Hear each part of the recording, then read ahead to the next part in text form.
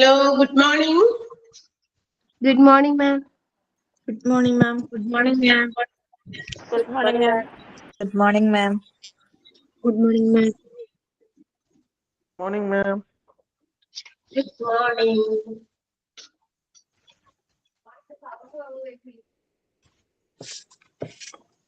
Ma'am, Yes. എനിക്കൊരു doubt.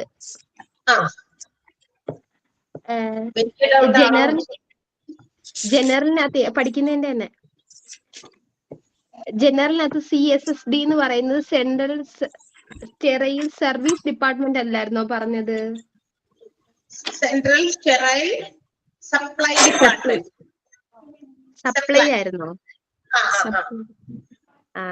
ഞാൻ not എഴുതിയപ്പം service എഴുതിയിട്ട് പിന്നെ ഇന്നലെ മോക്ക് ടെസ്റ്റ് നോക്കിയപ്പോഴാണ് ടൈപ്പ് ചെയ്തതാണ്.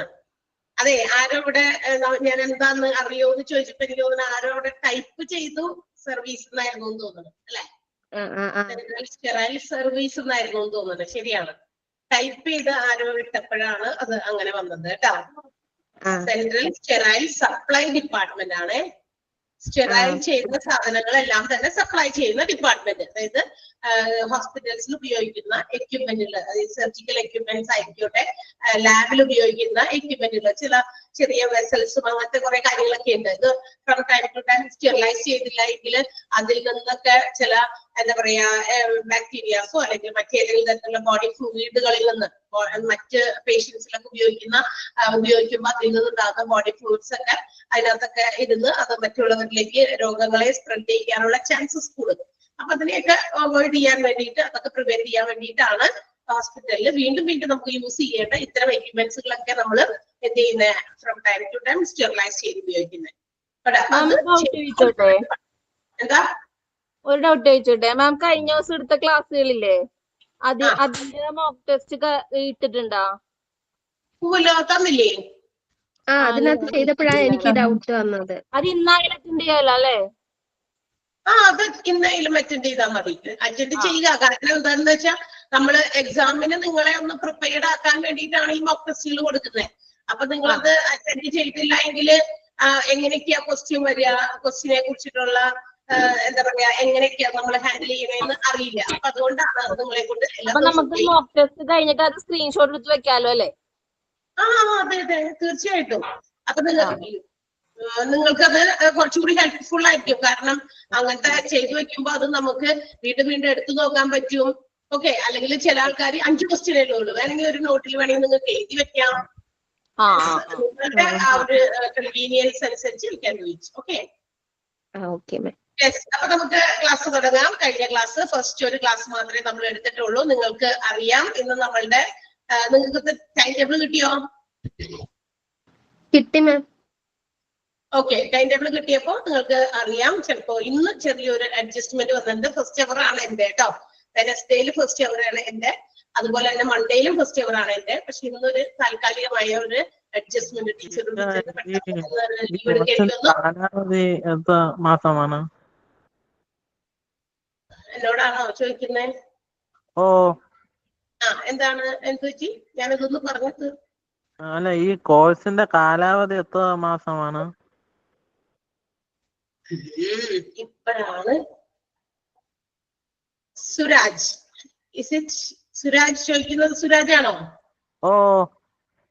സുരാജ് ഇൻട്രോ ക്ലാസ് കേട്ടിരുന്നോ? ഇൻട്രൊഡക്ഷൻ ക്ലാസ് ചെറുതായിട്ട്.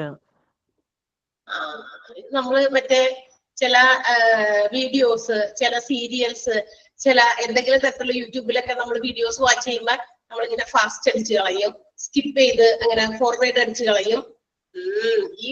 ഈ കളിയാണ് ചെയ്തേക്കണേന്ന് എനിക്ക് തോന്നുന്നത്. ഇൻട്രൊഡക്ഷൻ ക്ലാസ് നിങ്ങൾ വളരെ എന്താ പറയാ ശരിക്കും അത് ഓരോ കാര്യങ്ങളും എന്താണ് അത് ഇത് പറഞ്ഞേക്കണേന്ന് കൃത്യമായി കേൾക്കേണ്ട കാര്യമായിരുന്നു. കാരണം you are beginning A course. നിങ്ങൾ ഒരു കോഴ്സ് ആരംഭിച്ചതാണ്. അപ്പൊ കോഴ്സിനെ സംബന്ധിക്കുന്ന നിങ്ങൾക്കുണ്ടാകാവുന്ന സംശയങ്ങളാണ് നമ്മൾ ആ ഒരു ഇൻട്രൊഡക്ഷൻ ആയിട്ട് തന്നത്. അതല്ലെങ്കിൽ അതിന്റെ ആവശ്യം ഉണ്ടായിരുന്നില്ല. ഡയറക്റ്റ് നമ്മൾ എന്ത് ചെയ്യുന്നു, നിങ്ങൾക്ക് സിലബസ് നിങ്ങൾ ജോയിൻ ചെയ്തു, നിങ്ങളുടെ ഫീസിനനുസരിച്ച് നിങ്ങൾ ജോയിൻ ചെയ്തു, നിങ്ങളുടെ കാര്യങ്ങളെല്ലാം കഴിയുമ്പോൾ നമ്മൾ ക്ലാസ് ഒരു പർട്ടിക്കുലർ ഡേറ്റ് പറഞ്ഞു, ആ ക്ലാസ് സ്റ്റാർട്ട് ചെയ്തു. ഡയറക്റ്റ് നമുക്ക് സിലബസ് തന്നിരിക്കുന്ന പോർഷൻസ് ഒക്കെ ഇങ്ങനെ എന്ത് ചെയ്തു ക്ലാസ് ആയിട്ട് എടുക്കുന്നു. അങ്ങനെയല്ല. എന്തൊക്കെയാണ് ഈ കോഴ്സ്, എന്താണ് ഈ കോഴ്സിന്റെ ഇമ്പോർട്ടൻസ്, ഇതിൽ നമുക്ക് എന്തൊക്കെ ജോലി സാധ്യതകളുണ്ട്, ഇതിന്റെ സാലറി, പിന്നെ ഇതിനകത്ത് ഉൾപ്പെട്ടിരിക്കുന്ന സിലബസ് എന്തൊക്കെയാണ്, സിലബസ് എങ്ങനെ ഡിവൈഡ് ചെയ്തിരിക്കുന്നു, ഓൾ ദ തിങ്സ് എല്ലാം നമ്മൾ ആ ഒരു ഇൻട്രോ ക്ലാസ്സിൽ കൊടുത്തിട്ടുണ്ട്. അപ്പൊ നിങ്ങൾ അത് ഒരു പോയിന്റ് പോലും സ്കിപ്പ് ചെയ്യാതെ കാണണം. ഓക്കെ, വൺസ് അഗൈൻ ഒന്ന് പോയി കംപ്ലീറ്റ് ആയിട്ട് കാണുക. ഇനി ഞാൻ ഇപ്പൊ എന്തായാലും ചോദിച്ചത് കൊണ്ട് പറഞ്ഞേക്കാം, ഇതൊരു 6 months കോഴ്സ് ആണ്. നിങ്ങളുടെ ഡിപ്ലോമ എടുത്തിരിക്കുന്നവരോടാണ് പറയുന്നത്. ഡിപ്ലോമയും ചില ആളുകൾ ഇതിന്റെ ഒപ്പം തന്നെ ഇപ്പൊ തന്നെ ജോയിൻ ചെയ്തപ്പോൾ PG കൂടി കംപ്ലീറ്റ് ചെയ്യാൻ വേണ്ടിയിട്ട് ചേർന്നിട്ടുണ്ട്. അങ്ങനെയുള്ളവർക്ക് അത് 10 months കോഴ്സ് ആണ്. ഡിപ്ലോമയിൽ 6 + 4 നമ്മളുടെ PG. ഓക്കെ, അങ്ങനെ ടോട്ടൽ 6 + 4 10 months ആണ്. PG കൂടി എടുക്കുന്നവർക്ക്.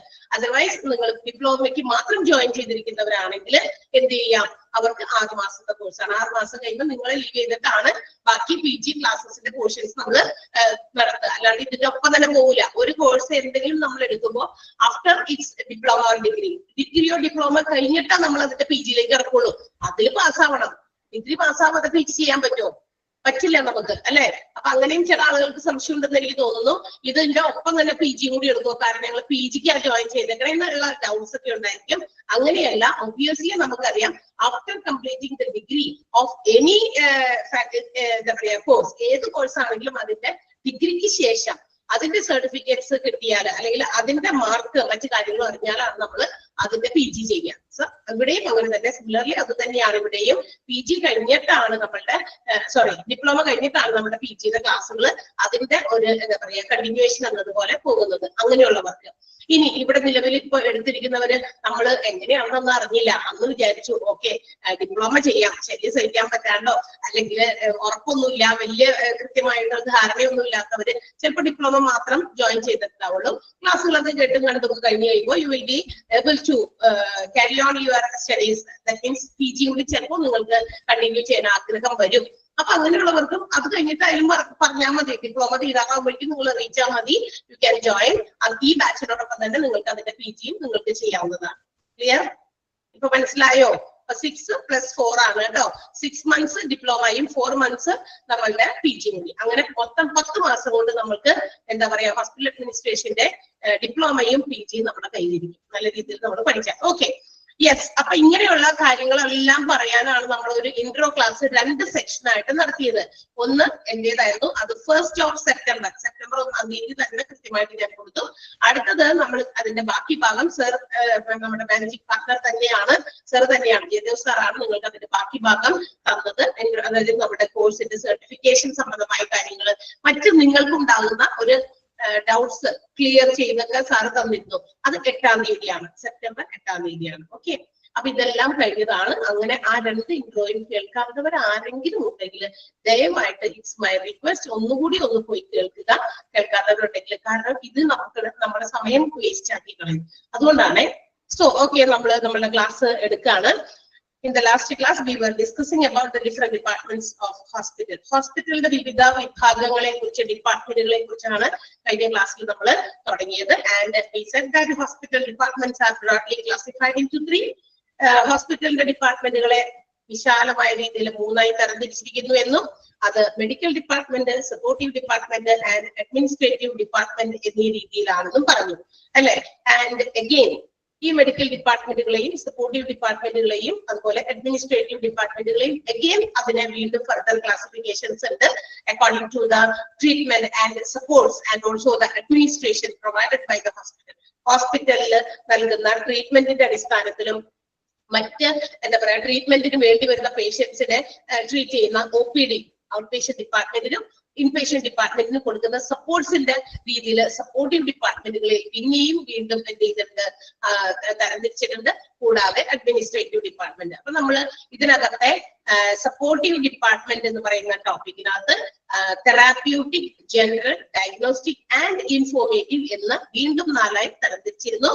അതിൽ തെറാപ്യൂട്ടിക് എന്ന് പറയുന്ന ഡിപ്പാർട്ട്മെന്റിൽ വരുന്ന ഫാർമസി, ഫിസിയോതെറാപ്പി, ഡയബറ്റിക്സ് ഇത് നമ്മൾ ഓൾറെഡി ഡിസ്കസ് ചെയ്തു. ജനറൽ വിഭാഗത്തിൽ വരുന്ന CSSD, house keeping, kitchen, laundry, security, maintenance and mortuary ഇതും നമ്മൾ ഡിസ്കസ് ചെയ്തു. റൈറ്റ്? ഇത്രയും വരെ പറഞ്ഞത് ഓർമ്മയുണ്ടോ എല്ലാവർക്കും? പറഞ്ഞത് ഓർമ്മയുണ്ടോ? ആരെങ്കിലും ഒന്ന് ഒന്ന് തമ്പിടുക, അല്ലെങ്കിൽ ഒരു എസ് എന്ന് പറയുക. Okay, yes. So now we are moving to the next. അപ്പൊ നമ്മളുടെ ഹോസ്പിറ്റൽസിൽ വരുന്ന പേഷ്യൻസിന്റെ OP വിഭാഗത്തെയും IP വിഭാഗത്തെയും സപ്പോർട്ട് ചെയ്യാൻ വേണ്ടി മറ്റൊരു ക്ലാസിഫിക്കേഷൻ ആണ് diagnostic. That means in some cases if the patients are coming to the hospital, that doctors, the physicians or any specialist doctors cannot identify what is the disease, അല്ലെ, എന്താണ് രോഗം എന്ന് ചിലപ്പോ ഒറ്റ പ്രാവശ്യം വരുമ്പോഴൊന്നും നമുക്ക് മനസ്സിലാവില്ല ഡോക്ടർമാർക്ക്. അപ്പൊ ചിലപ്പോ വരുന്നു, അപ്പൊ പനിയാന്ന് പറഞ്ഞു വരുന്നു. സാധാരണ പനികളൊക്കെ തന്നെ പല രീതിയിലുണ്ട്. ചില പനികൾ എന്ന് പറയുന്നത് ചില സിംറ്റംസ് ഓഫ് സം ഡിസീസ്, ചില രോഗത്തിന്റെ ലക്ഷണമാകാം. അപ്പൊ ഇങ്ങനെ പനി വന്ന് നമ്മൾ ആശുപത്രിയിൽ പോകുന്നു, മരുന്ന് വാങ്ങിക്കുന്നു, വിടുന്നു. 2 ദിവസം കഴിച്ചോ, കുഴപ്പമില്ല, മാറിപ്പോളും. ഓക്കെ, 2 ദിവസം കഴിഞ്ഞ് മരുന്ന് തീർന്നു, വീണ്ടും എഗെയിൻ നമ്മളുടെ പനി വീണ്ടും ആവർത്തിക്കുകയാണ്. മരുന്നിന്റെ കോഴ്സ് ഒക്കെ കംപ്ലീറ്റ് ചെയ്തു, എഗെയിൻ നമ്മൾ സ്റ്റിൽ സഫറിങ് ഫ്രം ഫീവർ. അപ്പൊ നമ്മൾ എന്ത് ചെയ്യും? എഗെയിൻ വീണ്ടും നമ്മൾ വീണ്ടും പോകുന്നു ഡോക്ടറെ അടുത്ത്. ഡോക്ടർക്ക് തോന്നുന്നു സാധാരണ പനിയാണെങ്കിൽ ഈ ഒരു കോഴ്സ് കൊണ്ട് ഇറ്റ് ഷുഡ് ബി എന്താ പറയാ മാറേണ്ടതാണ്, അല്ലെ, ഇറ്റ് ഷുഡ് ബി ഓവർ. അപ്പൊ പക്ഷെ വീണ്ടും ഇങ്ങനെ പനി വന്നു എന്നറിയുമ്പോൾ ഡോക്ടേഴ്സിന് ചിലപ്പോ എന്താ പറയാ ഈ പനി മറ്റെന്തെങ്കിലും രോഗത്തിന്റെ ലക്ഷണമായിരിക്കാം എന്നുള്ളത് ചിലപ്പോ അവർക്ക് മനസ്സിലാക്കാൻ സാധിക്കും. അപ്പൊ ഫോർ സം ടെസ്റ്റ്. അപ്പൊ എന്ത് ചെയ്യണം? ചില ടെസ്റ്റുകൾ നടത്തും. ചിലപ്പോൾ യൂറിൻ ടെസ്റ്റ് ചെയ്യാനാകാം, ബ്ലഡ് ടെസ്റ്റ് ചെയ്യാനാകാം, അല്ലെങ്കിൽ നമ്മുടെ ബോഡി ഫ്ലൂയിഡുകൾ ടെസ്റ്റ് ചെയ്യാനാകും. അപ്പൊ ഇതിന് വേണ്ടിയിട്ടുള്ള, അതായത് ടു കൺഫേം ദ ഡിസീസ്, എന്താണ് രോഗമെന്ന് കൺഫേം ചെയ്യാൻ നമ്മളുടെ ഫിസിക്കൽ ആയിട്ടുള്ള അപ്പിയറൻസിന് ഐഡന്റിഫൈ അവർക്ക് ചിലപ്പോൾ മനസ്സിലായി വരില്ല. അതുകൊണ്ട് എന്താ പറയാ ഈ ഡയഗ്നോസ്റ്റിക് എന്ന് പറയുന്ന ഒരു വിഭാഗമുണ്ട് നമ്മുടെ ഹോസ്പിറ്റൽസിൽ. ആ വിഭാഗം അതിനെ അപ്പൊ നമ്മുടെ രോഗത്തെ നിർണ്ണയിക്കാൻ വേണ്ടിയിട്ടാണ്, രോഗം എന്താണെന്ന് കൺഫേം ചെയ്യാൻ വേണ്ടിയിട്ടുള്ള ഒരു ഡിപ്പാർട്ട്മെന്റ് ആണ് diagnostic. And it is classified in two നമുക്ക് ഹോസ്പിറ്റൽസിൽ പ്രധാനമായിട്ടും 2 ഡയഗ്നോസ്റ്റിക് വിഭാഗമാണുള്ളത്. ഒന്ന് ലബോറട്ടറി, മറ്റൊന്ന് radiology. Laboratory and radiology. What is the difference between these two diagnostic departments? ഇങ്ങനെയുള്ള ഈ 2 ഡയഗ്നോസ്റ്റിക്, അതായത് രോഗ നിവാരണം ചെയ്യാൻ വേണ്ടി അല്ലെങ്കിൽ രോഗം നിർണ്ണയിക്കാൻ വേണ്ടിയുള്ള, കൺഫേം ചെയ്യാൻ വേണ്ടിയിട്ടുള്ള 2 രീതിയിലുള്ള സെന്റേഴ്സ് ഒരു ഹോസ്പിറ്റലിൽ ഉണ്ട്. പ്രധാനമായിട്ടും അത് ലബോറട്ടറി എന്നും റേഡിയോളജി എന്നുമാണ് അതിന് പേര് കൊടുത്തിരിക്കുന്നത്.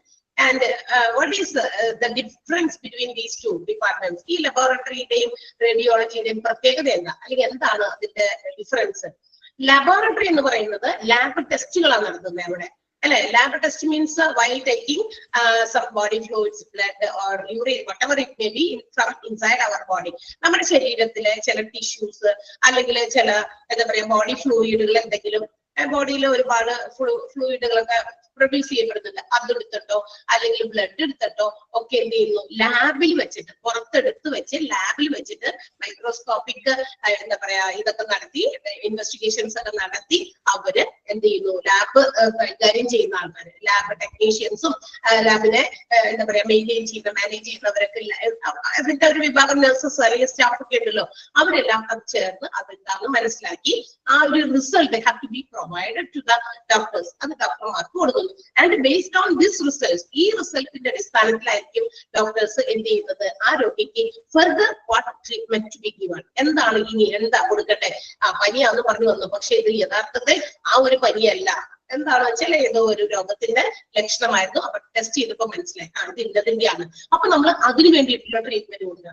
അല്ലാതെ ഈ പനി ഭാഗികമായ പനിയല്ല നമുക്ക് ട്രീറ്റ് ചെയ്ത് ഇല്ലാതാക്കേണ്ടത്. ആ ടെസ്റ്റിലൂടെ കണ്ടെത്തിയ റിസൾട്ടിന് അനുസരിച്ചിട്ടുള്ള എന്താണ് ട്രീറ്റ്മെന്റ് കൊടുക്കുക. അങ്ങനെ എന്ത് ചെയ്യും? അത് മാറിക്കഴിഞ്ഞാൽ പിന്നെ പനി മാറുള്ളൂ. ഓക്കെ, സോ ബോഡി ഫ്ലൂയിഡ്സ് എടുത്ത് പുറത്ത് ലാബിൽ വെച്ച് ടെസ്റ്റ് ചെയ്ത് നടത്തുന്ന ഒരു വിഭാഗം, അതാണ് ലബോറട്ടറി എന്ന് പറയുന്നത്. അത് ഒരു എന്താ പറയാ രോഗ കണ്ടെത്താനുള്ള, കൺഫേം ചെയ്യാനുള്ള ഒരു എന്താ പറയാ ഡയഗ്നോസ്റ്റിക് യൂണിറ്റ് ആണ്, അല്ലെങ്കിൽ ഡിപ്പാർട്ട്മെന്റ് ആണ്.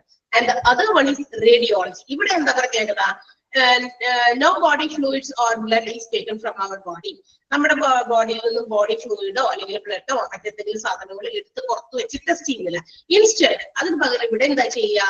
നമ്മുടെ ബോഡിയിലേക്ക് some types of rays are injected or അല്ലെങ്കിൽ എന്താ പറയാ passed through. നമ്മുടെ ശരീരത്തിലെ വെയിൻസിലൂടെ അല്ലെങ്കിൽ ബോഡിയിലേക്ക് ചില എന്താ പറയാ റേസ് ഒക്കെ പാസ് ചെയ്ത് വിട്ടിട്ട് എന്താ പറയാ അത് രോഗം നിർണ്ണയിക്കാൻ വേണ്ടി നമ്മുടെ ഇന്റേണൽ ഓർഗൻസിനൊക്കെ അകത്ത് ആന്തരിക അവയവങ്ങൾക്കൊക്കെ ചില അസുഖങ്ങളൊക്കെ വന്നു കഴിയുമ്പോൾ ഫോർ എക്സാമ്പിൾ ക്യാൻസർ പോലെയുള്ള രോഗങ്ങൾ അങ്ങനത്തെ ചില രോഗങ്ങളൊക്കെ കണ്ടുപിടിക്കണമെങ്കിൽ ഈ റേഡിയോളജി വിഭാഗത്തിലാണ് എന്ത് ചെയ്യുന്നത് ടെസ്റ്റിംഗ് നടത്തുന്നത്. അപ്പൊ അതങ്ങനെ ഉണ്ടോ? അപ്പൊ നമ്മുടെ ബോഡിക്കകത്തേക്ക് വെയിൻസിൽ വെച്ചിട്ടോ അല്ലെങ്കിൽ വെയിനിൽ കൂടിയോ മറ്റേതെങ്കിലും മാർഗത്തിലൂടെയൊക്കെ ഇത് ഈ റേസ് ഇങ്ങനെ പാസ് ചെയ്ത് എക്സാമ്പിൾ എക്സ്റേസ് ഉണ്ട്, സ്കാനിങ് ഇതുണ്ട് അല്ലെ, പ്രൊസീജിയേഴ്സ് ഇതെല്ലാം ചെയ്യുന്നത് റേസ്, അതായത് ഒരു തരം പ്രകാശരശ്മികളാണ്.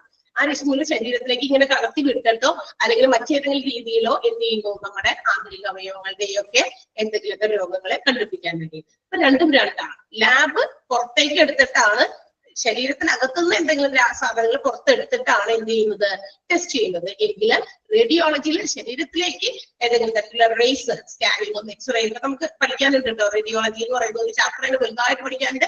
സോ ഇവിടെ നമ്മൾ ഇതൊന്നും വെറുതെ ഡിസ്കസ് ചെയ്ത സമയം കളയണ്ട. ഈ രണ്ട് കാര്യമാണ് മനസ്സിലാക്കുക. Just you have to understand that ലബോറട്ടറിയിലെ ബോഡി ഫ്ലൂയിഡ്സ്, ബ്ലഡ്, യൂറിൻ പോലെയുള്ള എന്താ പറയാ കാര്യങ്ങളൊക്കെ പുറത്തെടുത്ത് ടെസ്റ്റ് ചെയ്യുന്നു, മൈക്രോസ്കോപ്പിക് ടെസ്റ്റുകൾ നടത്തുന്നു. ഓക്കെ, റേഡിയോളജിയിൽ rays are inverted into our body. നമ്മുടെ ബോഡിയിലേക്ക് എന്താ പറയാ പ്രകാശരശ്മികൾ റേസ് ഒക്കെ ഇങ്ങനെ കടത്തി വിട്ടിട്ട് ഉള്ള ഒരു എന്താ പറയാ രീതി, അതാണ് ഡയഗ്നോസ്റ്റിക് രീതി. അതിന് വേണ്ടിയിട്ടുള്ളതാണ് റേഡിയോളജി എന്ന് പറയുന്നത്. അപ്പോൾ ഇൻ എവറി ഹോസ്പിറ്റൽ, അതായത് ഇന്ന് മിക്ക ഹോസ്പിറ്റലുകളിലും ഡയഗ്നോസ്റ്റിക് വിഭാഗത്തിൽ രണ്ട് ഡിപ്പാർട്ട്മെന്റ് ആണ് ഫംഗ്ഷൻ ചെയ്യുന്നത്. One is laboratory and the second one is radiology.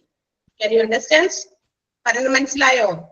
So ഇതും നമ്മുടെ ഹോസ്പിറ്റൽസിൽ വരുന്ന രോഗികൾക്ക് OP വിഭാഗത്തിലായിക്കോട്ടെ IP വിഭാഗത്തിലായിക്കോട്ടെ വരുന്ന രോഗികളെ നമുക്ക് അവർക്ക് ട്രീറ്റ്മെന്റ് കൊടുക്കുമ്പോൾ ആ സപ്പോർട്ടിങ്ങിന് വേണ്ടി ഹോസ്പിറ്റൽസിനെ സപ്പോർട്ട് ചെയ്യുന്ന വിഭാഗത്തിൽ തന്നെയാണ് ഏത് വരുന്നത്, ഡയഗ്നോസ്റ്റിക് ഡിപ്പാർട്ട്മെന്റ് വരുന്നത്.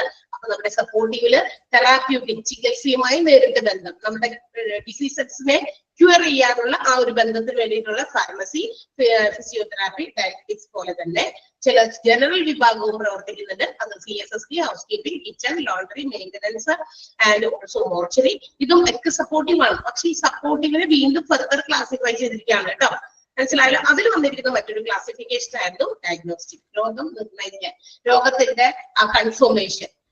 അപ്പൊ അത് നോക്കിയിട്ടാണ് ടെസ്റ്റ് നടത്തി അല്ലെങ്കിൽ എന്താ പറയാ റേഡിയേഷൻ നടത്തി അല്ലെങ്കിൽ എന്താ പറയാ എക്സ്റേസ് നടത്തി ഒക്കെയാണ്. ഇപ്പൊ ഭയങ്കര ചുമ, കുട്ടികൾക്ക് ചുമയൊക്കെ നിൽക്കാണ്ടാവുമ്പോ ചെസ്റ്റിന്റെ ഒരു എക്സ്റേ എടുക്കണം. നമുക്ക് ചെസ്റ്റിലൊക്കെ ഇങ്ങനെ എന്തെങ്കിലുമൊക്കെ ഉണ്ടോ, അത് എന്തെങ്കിലും ചെസ്റ്റ് ഇൻഫെക്ഷൻ പെട്ടിട്ടുണ്ടോ, ഇതൊക്കെ ഐഡന്റിഫൈ ചെയ്യാനാണ്. അപ്പൊ ഇതിനൊക്കെ നമുക്ക് എക്സ്റേസ് എടുക്കേണ്ടി വരും. ഓക്കെ, അപ്പൊ ഇതെല്ലാം നടത്തുന്നത് രോഗത്തിന്റെ ആ ഫർദർ ട്രീറ്റ്മെന്റ് എന്ത് ചെയ്യണം എന്ന് എന്താ പറയാ കൺഫേം ചെയ്യാനാണ് ഡോക്ടേഴ്സിന്. അപ്പോൾ ഈ ടെസ്റ്റുകളാണ് ഈ രണ്ട് ഡിപ്പാർട്ട്മെന്റിലും നടക്കുന്നത്. And the next one is, and the fourth classification of supportive department. ഇനിയും നമ്മുടെ സപ്പോർട്ടീവ് ഡിപ്പാർട്ട്മെന്റിനെ നാലാമതായി തരംതിരിച്ചിരിക്കുന്നത് informative. That means which includes informations. എന്തൊക്കെ ഇൻഫോർമേഷൻസ് ആയിരിക്കും ഒരു ഹോസ്പിറ്റലിൽ വേണ്ടത്? Information regarding the medical resources അല്ലെ. അതായത് ഒരു ഹോസ്പിറ്റൽ, ഒരു വലിയ ഹോസ്പിറ്റൽ ആകുമ്പോൾ we can see a lot of resources, ഒരുപാട് റിസോഴ്സസ്, ഒരുപാട് വിഭവങ്ങൾ ആ ഹോസ്പിറ്റലിലുണ്ട്. Let's see for example human resources, മനുഷ്യ വിഭവങ്ങൾ എന്ന് പറയുമ്പോൾ അവിടുത്തെ എംപ്ലോയീസ്, സ്റ്റാഫ് അല്ലെ, ജോലിക്കാര് എല്ലാം ഈ ഹ്യൂമൻ റിസോഴ്സസ്. അവരെ കുറിച്ചുള്ള ഇൻഫോർമേഷൻ, ആരൊക്കെയാണ്, എന്തൊക്കെ ജോലി ചെയ്യുന്നവരാണ്, അല്ലെങ്കിൽ ഏതൊക്കെ സ്റ്റാഫുകളാണ്, അല്ലെങ്കിൽ അവരുടെ സാലറി സംബന്ധമായിട്ടുള്ള കാര്യങ്ങൾ, all these informations. And also ഹോസ്പിറ്റലിൽ ഒരുപാട് മെഷീൻസ് ഉണ്ട്, എക്യുപ്മെന്റ്സ് ഉണ്ട്, അതൊക്കെ അവരുടെ അസറ്റും റിസോഴ്സസും ആണ്, അതുണ്ട്. പിന്നെ അവിടുത്തെ മെഡിസിൻസ്, അതും റിസോഴ്സസ് ആണ്. All these resources have to be recorded. ഇതെല്ലാം നമ്മൾ എന്ത് ചെയ്യണം? നമുക്ക് ഹോസ്പിറ്റലിന്റെ മറ്റ് ആളുകൾക്കോ അല്ലെങ്കിൽ ഹോസ്പിറ്റലിന്റെ ഈ പറയുന്ന കാര്യങ്ങളെല്ലാം മാനേജ് ചെയ്യുന്ന ഓരോ വിഭാഗത്തിൽ they have to understand ഇതൊക്കെ ഇവിടെ ഉണ്ട്, ഇനി ഇതിലൊക്കെ എന്തെങ്കിലും മാറ്റങ്ങളുണ്ടോ, എന്തെങ്കിലും കുറയുന്നുണ്ടോ, അല്ലെങ്കിൽ എവിടെയെങ്കിലും നഷ്ടപ്പെട്ടു പോകുന്നുണ്ടോ, ഇതൊക്കെ നമുക്ക് വേണം, അറിയണം. ആ അറിവിലേക്ക് വേണ്ടി ഇങ്ങനെയുള്ള എല്ലാ റിസോഴ്സസിനെയും സംബന്ധിക്കുന്ന ഡീറ്റെയിൽസ് വിൽ ബി റെക്കോർഡഡ്. അതെല്ലാം റെക്കോർഡ് ചെയ്ത് വെക്കും. പണ്ടൊക്കെ ഈ റെക്കോർഡിംഗ് സിസ്റ്റം, ഇൻഫോർമേഷൻ ആക്കി വെക്കുന്ന നമ്മുടെ വിവരശേഖരങ്ങളൊക്കെ പണ്ട് എങ്ങനെ ചെയ്തിരുന്നത്, വിവരങ്ങളൊക്കെ എങ്ങനെ ശേഖരിച്ചു വെച്ചിരുന്നത്? പണ്ടത്തെ കാലത്ത് ഒരു 20-30 years back the informations were recorded manually അല്ലെ, മാനുവലായിട്ടല്ലേ ചെയ്തിരുന്നത്? ഈ പറയുന്ന റെക്കോർഡ്സ് ഒക്കെ എല്ലാം ഇങ്ങനെ വലിയ വലിയ തടിച്ച റെക്കോർഡ് ബുക്സുകളിൽ ഇങ്ങനെ എഴുതി വെക്കും അല്ലെ. ഇന്ന എക്യുപ്മെന്റ് ഹോസ്പിറ്റലില് കാർഡിയോളജി വിഭാഗത്തിൽ ഇന്ന എക്യുപ്മെന്റ്സ് ഒക്കെ ഉണ്ട്, ഇന്ന മെഷീൻസ് ഒക്കെ ഉണ്ട്. ഇന്നത്തെ പോലെ അത്രയും അഡ്വാൻസ്ഡ് അല്ല.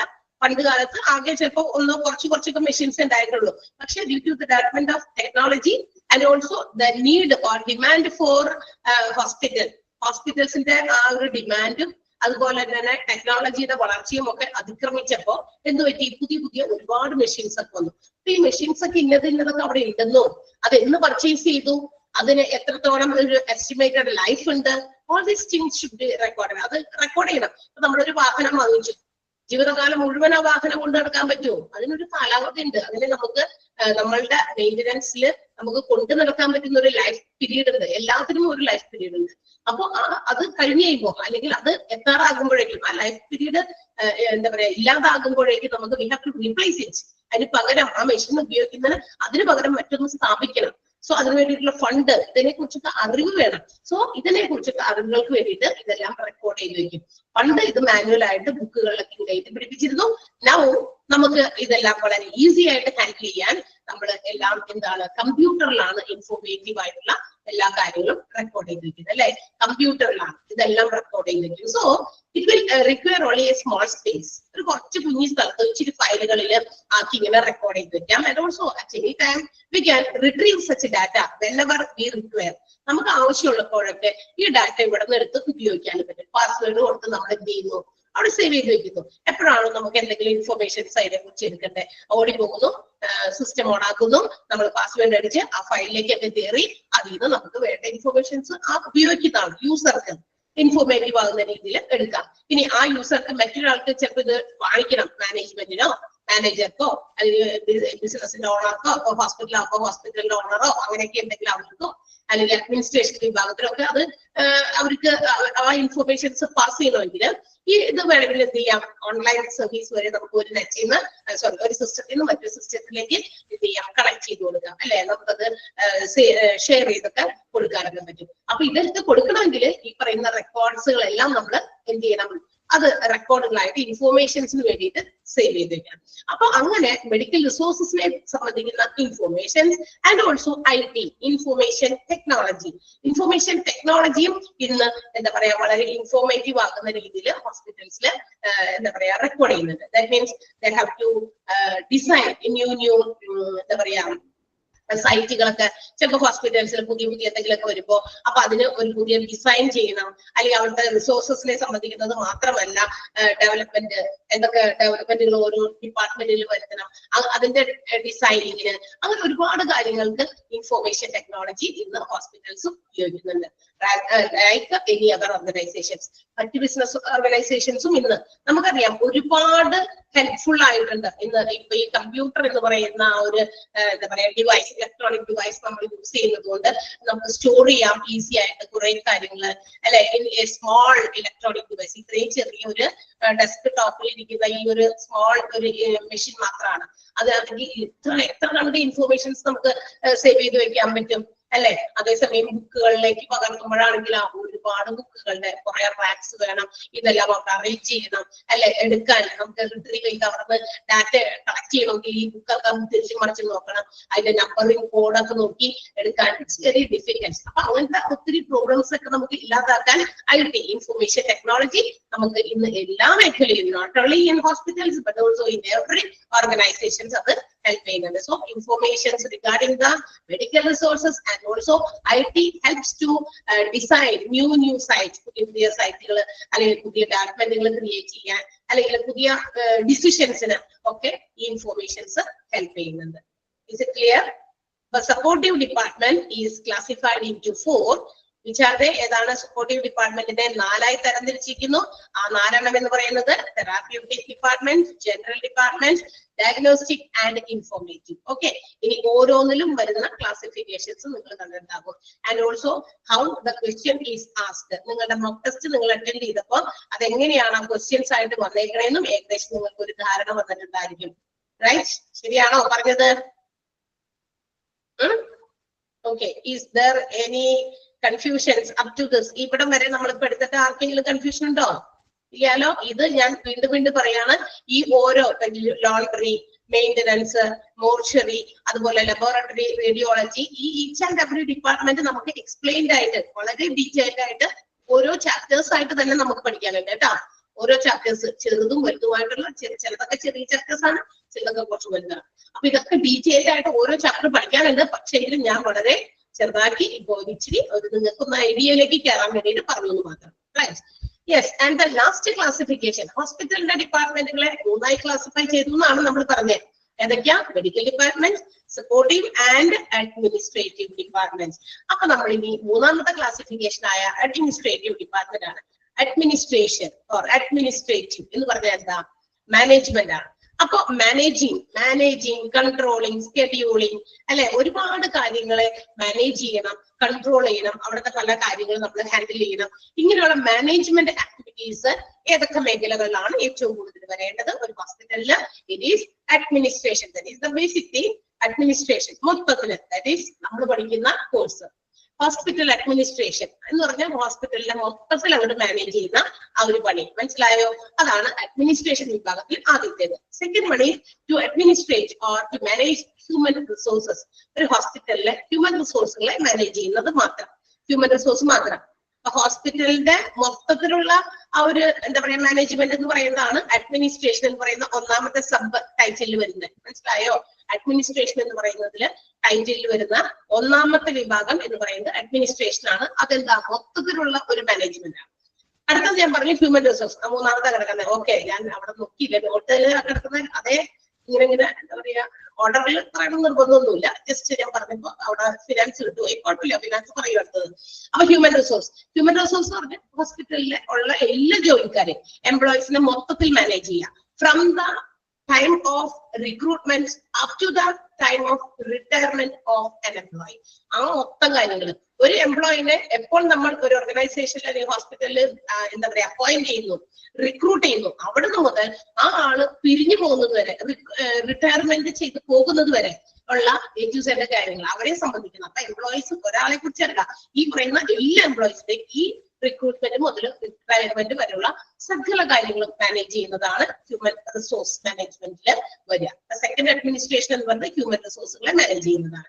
And the third one is finance manage ചെയ്യുക. ഫിനാൻസ് മാനേജ് ചെയ്യാന്ന് പറഞ്ഞാൽ the incomes and expenses of the of the hospital. ഒരു ഹോസ്പിറ്റലിൽ ഉണ്ടാകുന്ന വരുമാനവും അതുപോലെ തന്നെ അതിന്റെ ചെലവുകളും, അല്ലെ? നമുക്കറിയാം ഹോസ്പിറ്റൽസിൽ വരുന്ന ഇൻകം എന്ന് പറയുന്നത് എവിടുന്ന ഹോസ്പിറ്റലിന് ഇൻകം കിട്ടുന്നത്?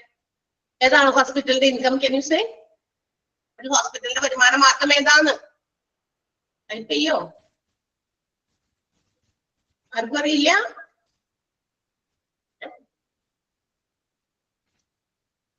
പേഷ്യൻസിൽ നിന്ന് കിട്ടുന്ന ഫീസ് ഒക്കെ തന്നെയാണ്. ഓക്കെ, പേഷ്യൻസിൽ നിന്ന് കിട്ടുന്ന കൺസൾട്ടേഷൻ ഫീസ് ഉണ്ട്. ദെൻ എന്താ പറയാ ഫാർമസിയിൽ അവർ തരുന്ന മെഡിസിന് വേണ്ടി ചാർജ് ചെയ്യുമ്പോൾ അതിന്റെ ഫീസ് ഉണ്ട്. പിന്നെ പല ടെസ്റ്റുകൾ നടത്തുമ്പോൾ അതിൽ നിന്ന് കിട്ടുന്ന income. All these constitute the income of the hospital. ഇതെല്ലാം ചേർന്നതാണ് ഒരു ഹോസ്പിറ്റലിന്റെ ഇൻകം എന്ന് പറയുന്നത്. ആൻഡ് നോട്ട് ഓൺലി ഇൻകം ഇങ്ങോട്ട് വാങ്ങിച്ചാൽ മാത്രം പോരാ, ദർ വിൽ ബി എക്സ്പെൻസസ്. അവിടെ ചെലവുകളുണ്ട്. എന്തൊക്കെ കാര്യത്തിനാ ചെലവ് വരിക? പല മെഷീൻസ് എന്താ പറയാ പുതിയ വാങ്ങിക്കണം, എക്യുപ്മെന്റ്സ് പലതൊക്കെ ഔട്ട്ഡേറ്റഡ് ആയി പോകും, ചീത്തയായി പോകും, അല്ലെങ്കിൽ പഴയതായി പോകും, അല്ലെങ്കിൽ അതിനെന്തെങ്കിലും എന്താ പറയാ മെയിന്റനൻസ് വരും. മെഷീൻസ് ഒക്കെ ചിലപ്പോൾ മെയിൻറ്റെയിൻ ചെയ്യേണ്ടി വരും, റിപ്പയർ ചെയ്യേണ്ടി വരും. അവർക്ക് കാശ് ചിലവാ. ഇതൊക്കെ വിളിച്ചു കഴിഞ്ഞാൽ പഴയ ചെയ്യിപ്പിക്കണമെങ്കിൽ അവർക്ക് കാശ് കൊടുക്കണം. പുതിയ മെഷീനറീസ് വാങ്ങിക്കുമ്പോൾ also they have to give money, അവർക്കും പൈസ കൊടുക്കണം, അല്ലെ? പിന്നെന്താ മെഡിസിൻസ്, പുതിയ മെഡിസിൻസ് സ്റ്റോറിൽ തീർന്നു പോകുമ്പോൾ, ഫാർമസിയിൽ തീർന്നു പോകുമ്പോൾ അവിടെയും നമുക്കത് റിപ്ലേസ് ചെയ്യണം. സോ ഇൻകംസും ഉണ്ട്, എക്സ്പെൻസും ഉണ്ട്. അപ്പൊ ഇതൊക്കെ ഡീൽ ചെയ്യുന്നത്, ഇതെല്ലാം മാനേജ് ചെയ്യുന്ന ഒരു വിഭാഗം. അപ്പൊ മാനേജ്മെന്റ് അല്ലെങ്കിൽ അഡ്മിനിസ്ട്രേഷൻ എന്ന് പറയുന്നത് 3 ഭാഗത്താണ്. ഒന്ന് administration of the hospital as a whole, മറ്റൊന്ന് ഫിനാൻസിന് മാത്രം അഡ്മിനിസ്റ്റർ ചെയ്യുന്നത്, and the third one human റിസോഴ്സുകളെ അഡ്മിനിസ്റ്റർ ചെയ്യുന്നത്. അപ്പൊ നമ്മുടെ ഹോസ്പിറ്റലിന്റെ ക്ലാസിഫിക്കേഷൻ ആണ് നമ്മൾ കണ്ടത്. ഹോസ്പിറ്റലിന്റെ ഡിപ്പാർട്ട്മെന്റുകളുടെ ക്ലാസിഫിക്കേഷൻസ് മെയിൻലി 3 ആയിട്ടായിരുന്നു: medical department, supportive and administrative. Clear ആയോ? ഈ ഒരു ബോക്സ്, ഈ ഒരു ടാബുലർ റെപ്രസെന്റേഷൻ നിങ്ങൾക്ക് ഈസി അണ്ടർസ്റ്റാൻഡിങ്ങിന് വേണ്ടിയിട്ടാണ് ഇങ്ങനെ കൊടുത്തിരിക്കുന്നത്. ഈ ഒരു ഒറ്റ നോട്ടത്തിൽ നമുക്ക് ഒരു ഹോസ്പിറ്റലിലെ പ്രധാനപ്പെട്ട ഡിപ്പാർട്ട്മെന്റുകൾ ഏതാണെന്നും ആ ഡിപ്പാർട്ട്മെന്റുകളെയൊക്കെ എങ്ങനെയാണ് ക്ലാസിഫൈ ചെയ്തിരിക്കുന്നതെന്നുമാണ് ഇവിടെ കാണിച്ചിരിക്കുന്നത്. Okay, yes. അപ്പൊ നമുക്ക് അടുത്തതിലേക്ക് പോയാലോ? യെസ്. അപ്പൊ നമുക്ക് ഫസ്റ്റ് നമ്മൾ പറഞ്ഞു the hospital department is classified in 2-3 എന്ന് പറഞ്ഞു. ആ ഹോസ്പിറ്റലിന്റെ ഡിപ്പാർട്ട്മെന്റുകളെ 3ആയി തിരിച്ചിരിക്കുന്നതിൽ the most important and the first one, ആദ്യത്തേതും ഏറ്റവും പ്രധാനപ്പെട്ടതുമായിട്ടുള്ള ഡിപ്പാർട്ട്മെന്റ് ആണ് മെഡിക്കൽ ഡിപ്പാർട്ട്മെന്റ്. ഹോസ്പിറ്റലിന്റെ ഡിപ്പാർട്ട്മെന്റ് മെഡിക്കൽ ഡിപ്പാർട്ട്മെന്റ് ആണ്. എന്ന് വെച്ചാൽ ഒരു എന്തെങ്കിലും അസുഖത്തിന് വേണ്ടിയിട്ട് പേഷ്യൻസ് വരുന്ന ഡിപ്പാർട്ട്മെന്റ്. ആൻഡ് ആ ഡിപ്പാർട്ട്മെന്റിനെ നമ്മൾ 2ആയി തരംതിരിച്ചിരുന്നു. ഏതൊക്കെയായിരുന്നത്? ഔട്ട് പേഷ്യന്റ് ഡിപ്പാർട്ട്മെന്റും ഇൻ പേഷ്യന്റ് ഡിപ്പാർട്ട്മെന്റ്, അല്ലെ? OP വിഭാഗത്തിൽ വന്ന ഡോക്ടറെ കാണുന്നു, മരുന്ന് വാങ്ങിച്ച് വീട്ടിൽ പോകുന്നവരുണ്ട്. ചിലപ്പോ അങ്ങനെ വരുമ്പോ ചിലപ്പോ if the disease is serious according on the basis of degree of our seriousness of the ഡിസീസിന്റെ ഗൗരവം കൂടുതലോ കുറവെന്നൊക്കെ നോക്കി കൂടുതലാണെങ്കിൽ ചിലപ്പോൾ പേഷ്യൻസിനെ കിടത്തി അതിന്റെ രോഗത്തിന്റെ കാരണമൊക്കെ തപ്പിത്തടഞ്ഞിട്ട് കണ്ടുപിടിക്കേണ്ടി വരും ഡോക്ടേഴ്സിന്. അപ്പൊ കിടത്തി ചികിത്സിക്കണം. അതാണ് ഇൻപേഷ്യന്റ് ഡിപ്പാർട്ട്മെന്റ്. അപ്പൊ നമ്മുടെ മെഡിക്കൽ ഡിപ്പാർട്ട്മെന്റ് 2 ആയിട്ട് ഡിവൈഡ് ചെയ്തു. നമ്മൾ നേരത്തെ പറഞ്ഞതാണ് ഇൻപേഷ്യന്റ് ഡിപ്പാർട്ട്മെന്റ് എന്നും ഔട്ട് പേഷ്യന്റ് ഡിപ്പാർട്ട്മെന്റ്. നമുക്ക് നെക്സ്റ്റ് വീണ്ടും ഒരു ടാബുലർ പ്രസന്റേഷൻ ആണ്. What are the services given by inpatient departments and also outpatient departments. ഈ ഹോസ്പിറ്റൽസിൽ ഇൻപേഷ്യന്റ് ഡിപ്പാർട്ട്മെന്റുകളും ഉണ്ട്, ഔട്ട് പേഷ്യന്റ് ഡിപ്പാർട്ട്മെന്റും ഉണ്ടല്ലോ. ഈ ഇൻപേഷ്യന്റ് ഡിപ്പാർട്ട്മെന്റുകൾ എന്തൊക്കെ സേവനങ്ങളാണ് അവിടെ വരുന്ന പേഷ്യൻസിന് കൊടുക്കുന്നത്, എന്തൊക്കെ സേവനങ്ങളാണ് ഔട്ട് പേഷ്യന്റ് ഡിപ്പാർട്ട്മെന്റുകൾ അവിടെ വരുന്ന പേഷ്യൻസിന് കൊടുക്കുന്നത് എന്നുള്ളത് വ്യക്തമായി നമുക്ക് മനസ്സിലാകാൻ വീണ്ടും ഒരു ടാബുലർ റെപ്രസെന്റേഷൻ ആണ് കൊടുത്തിരിക്കുന്നത്. കാണാൻ പറ്റുന്നുണ്ടോ? പ്രസന്റ് ചെയ്തിരിക്കുന്നത് കാണുന്നുണ്ടോ? ഇടയ്ക്കിടയ്ക്കൊന്ന് റെസ്പോണ്ട് ചെയ്തോ. ഫസ്റ്റ് അവർ കഴിഞ്ഞു, സെക്കൻഡ് അവർ കഴിഞ്ഞു. മടുത്തോ ആരെങ്കിലും? നിങ്ങൾ ഇങ്ങനെ ഇടയ്ക്ക് ഇങ്ങനെ ഒരു തമ്പോ അല്ലെങ്കിൽ ഒരു എസ്സോ എന്തെങ്കിലും ഇട്ടില്ലെങ്കിൽ എന്ത് പറ്റുമെന്നറിയോ? നമുക്ക് ആ ഒരു എനർജി ലെവൽ കുറഞ്ഞു. നമ്മളിങ്ങനെ ചാടി ഇന്ന് വളരെ ഇതിലങ്ങോട്ട് പറയുമ്പോ അവിടെ നിന്ന് ഒരു റെസ്പോൺസ് ആരെങ്കിലും 1-2 പേര് ചെയ്യുമ്പോൾ നമുക്ക് ഇൻട്രസ്റ്റിംഗ് ആവും കേട്ടോ. അങ്ങനെയാണല്ലോ നമ്മളിപ്പോ ആരെങ്കിലും എന്തെങ്കിലും പറയുന്നത് കേൾക്കുമ്പോ നമ്മൾ അവിടെ ഇരുന്നിട്ട് ഇങ്ങനെ എന്താ പറയാ കൊണ്ടുപോയിടുക, പിന്നെന്താണ് നമ്മളുടെ സമയം നോക്കുക. അത് ആ പറയുന്ന ആളെ വളരെയധികം ഡിസ്റ്റർബ് ആകും. കാരണം നമ്മൾ ഇങ്ങനെ പറയുന്ന അവർക്ക് വലിയ ഇഷ്ടപ്പെടുന്നില്ല എന്നുള്ള മട്ടാണ്. ഇതിപ്പോ നിങ്ങളിപ്പോ ക്യാമറാസ് ഒക്കെ ഓഫ് ചെയ്ത് വെച്ചിരിക്കുന്നതുകൊണ്ട് നിങ്ങളുടെ റിയാക്ഷൻസ് കാണാൻ പറ്റുള്ള. നിങ്ങൾക്ക് ബോറടിക്കുന്നുണ്ടോ, എങ്ങനെയാണ് എന്താ പറയാ നമ്മളെ ഫോളോ ചെയ്യാൻ പറ്റുന്നതോന്നൊന്നും അറിയാൻ പറ്റുള്ളല്ലോ. അതുകൊണ്ടാ ചോദിക്കുന്നത് ഇടയ്ക്കിടയ്ക്ക്. ഓക്കെ, എന്തെങ്കിലും പറയണം. ഇടയ്ക്ക് നമ്മളിന്ന് ചാടി ഇരുന്നൊക്കെ തിരിഞ്ഞു മറിഞ്ഞു ഓടിയിട്ടൊക്കെ വരാൻ പറയാം. നിങ്ങളോട് പറയാനേ പറ്റുള്ളൂ, നിങ്ങൾ ചെയ്യുന്നുണ്ടോന്ന് അറിയാൻ നമുക്ക് പറ്റില്ല. Okay, yes. അപ്പൊ നമ്മളുടെ മെഡിക്കൽ ഡിപ്പാർട്ട്മെന്റില് ഇൻപേഷ്യന്റ് ഡിപ്പാർട്ട്മെന്റും ഔട്ട് പേഷ്യന്റ് ഡിപ്പാർട്ട്മെന്റും what all services are giving, എന്തൊക്കെ സേവനം കൊടുക്കുന്നുണ്ട് നോക്കാം. First one, inpatient department provide ചെയ്യുന്ന ഇൻപേഷ്യന്റ് സർവീസസ് ആണ് നമുക്ക് കൊടുത്തിരിക്കുന്നത്. ഇൻപേഷ്യന്റ് സർവീസസ് എന്തൊക്കെയാണ് ഇൻപേഷ്യന്റ് ഡിപ്പാർട്ട്മെന്റ് കൊടുക്കുന്നത് നമുക്ക് നോക്കാം. അതായത് ഒരു ഹോസ്പിറ്റലില് whenever the patients are hospitalized ആക്കി കഴിയുമ്പോൾ, ഹോസ്പിറ്റലൈസ്ഡ് ആകാന്ന് പറഞ്ഞാൽ കിടത്തി ചികിത്സിക്കുമ്പോൾ അവർക്ക് അത്യാവശ്യം വേണ്ട ഈ പറയുന്ന സൗകര്യങ്ങൾ എങ്കിലും ഹോസ്പിറ്റൽസിൽ ഉണ്ടായിരിക്കണം. ഏതൊക്കെയത്?